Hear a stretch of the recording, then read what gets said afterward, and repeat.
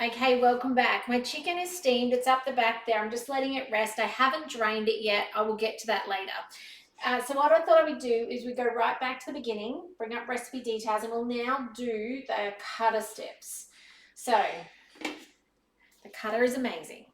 Let's put the cutter in place. First things first, and I'm going to remind you, public service announcement. This needs to come out every time, and it goes in the top here. Let's not blitz it up with our food, okay? So in that goes, in the basket goes, in this goes, and then I've got my shaft in, which at the moment is slicing up. That's what I want.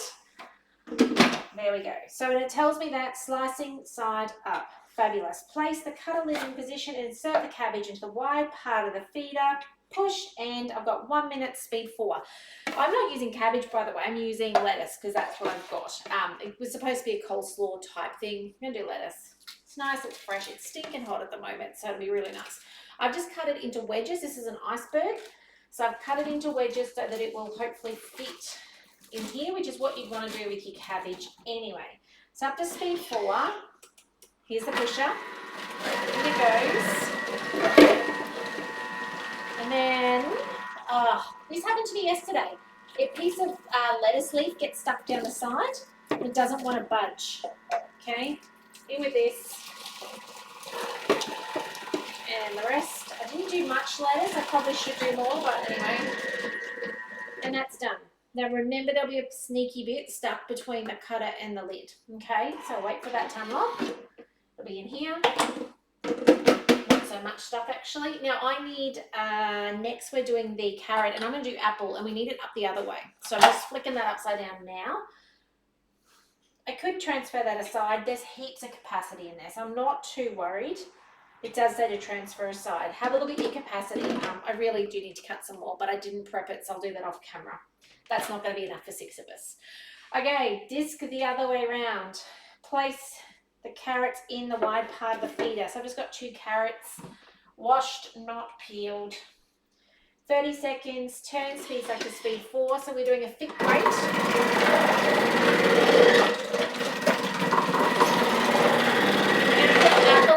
Just because. And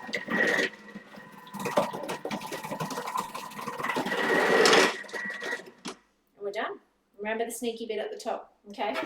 So that's actually done. And as I said, I will do more lettuce off camera later, but look at that. Yum, okay? Oh, yum. Yes, yum.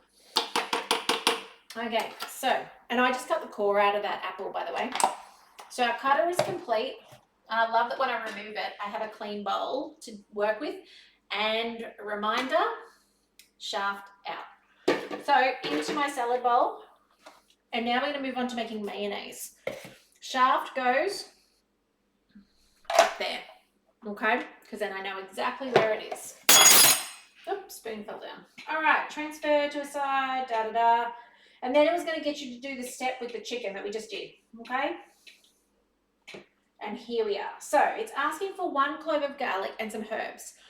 I'm going to incorporate that into my mayonnaise. We're going to make our mayonnaise shortly, and we're going to then put our chicken in our mayonnaise to shred. So I will put my garlic in, but I'm not going to continue with that part of the recipe.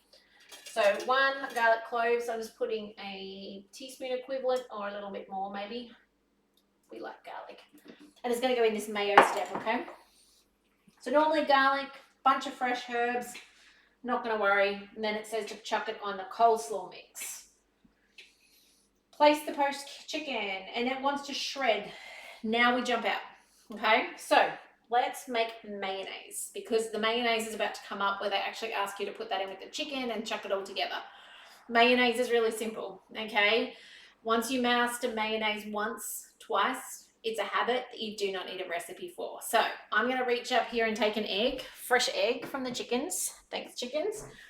We're going to put 1 egg in the bowl with the garlic. Now, garlic is optional in mayonnaise, just because it had it in this recipe. If I was just doing a quick mayonnaise to go with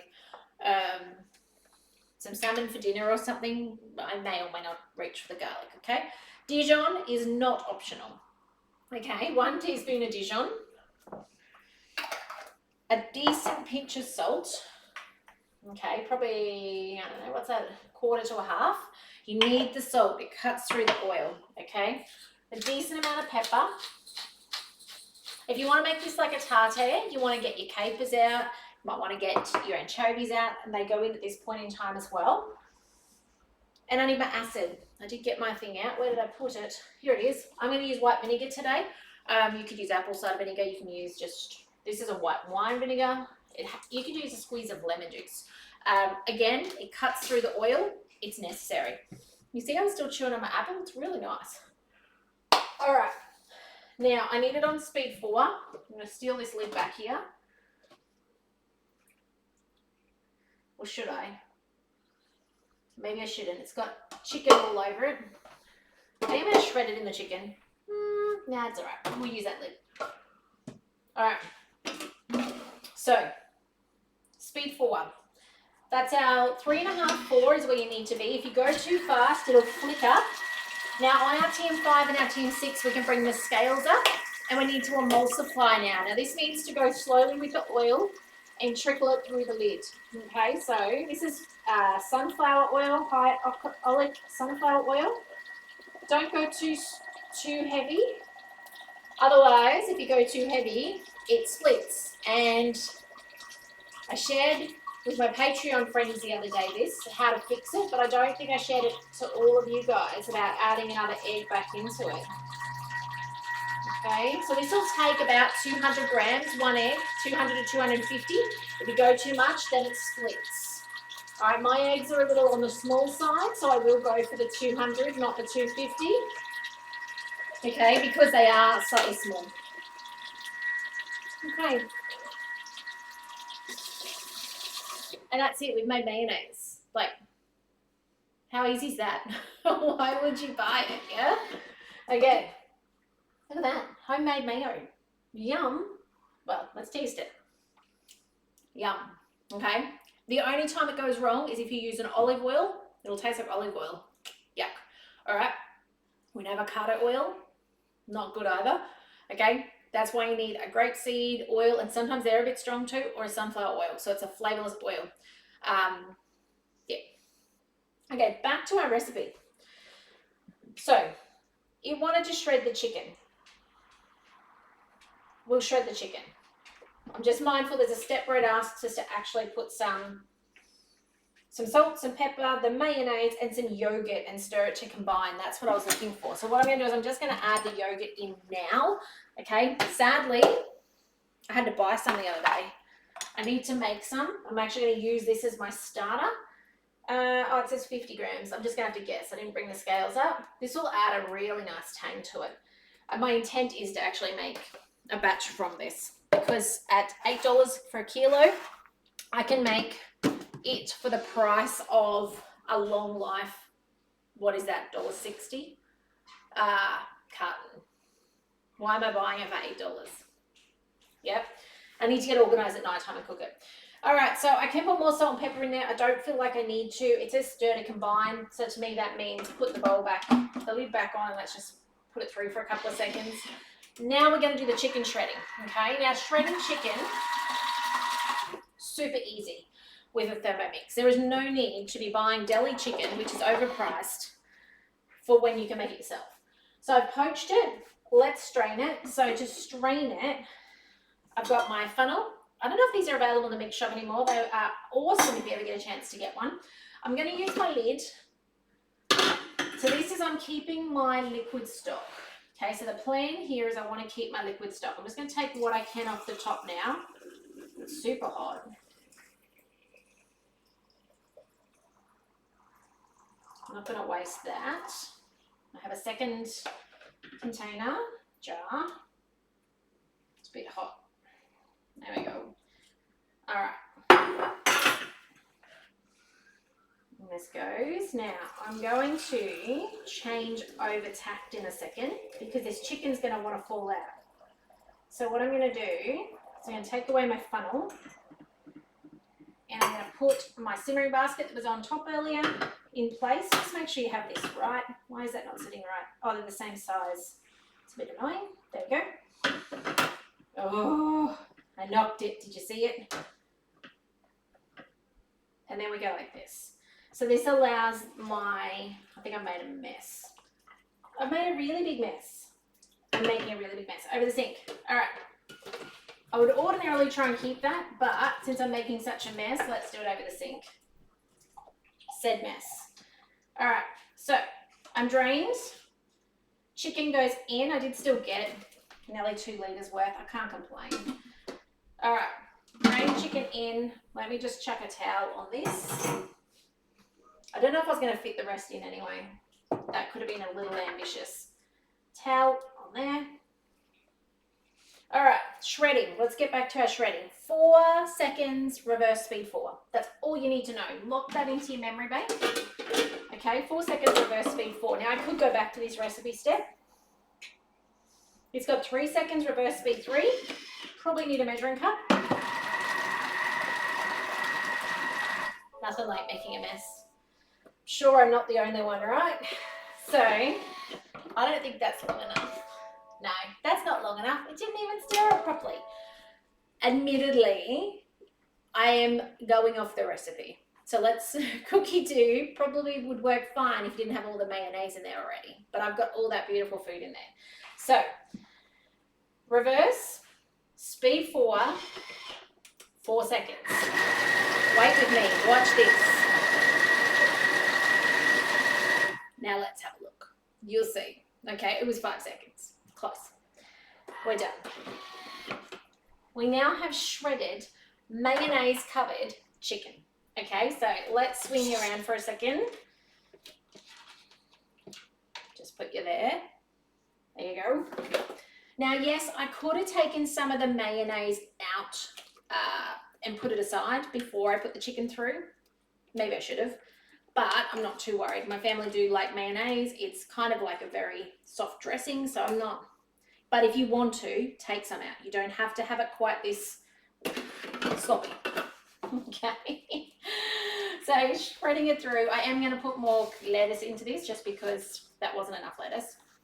And again, my family will eat it because of the volume of lettuce in it. Because of the volume of mayonnaise in it. Whew. All right. Here we go. So there you go. That is speedy chicken coleslaw salad with my twists on it today. Okay, so you can see how easy and quick the cutter makes this process. Stock, cooking it in there, absolutely amazing. And then look at this final product. So ready to go in a wrap, ready to eat on its own.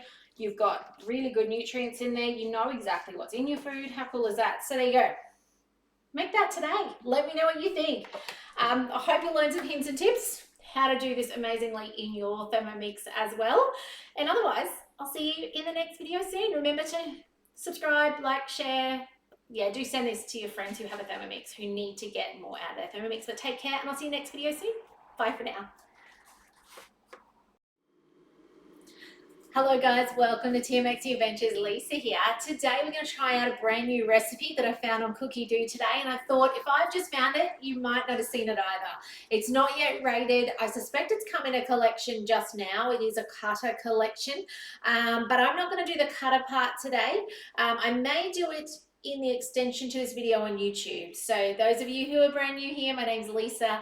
I come on live most days of the week, Monday to Friday, to show you what else you can do with your Thermomix. So it might be cooking something from Cookidoo, it might be something manual.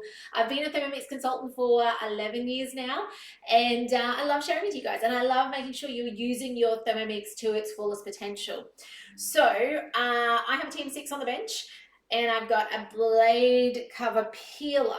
Okay, now there was an original version of this that was a black version that didn't have the peeling ability. You will be able to use that for this recipe, okay? So if you've got that original black one, it is fine. You'll be able to use it today.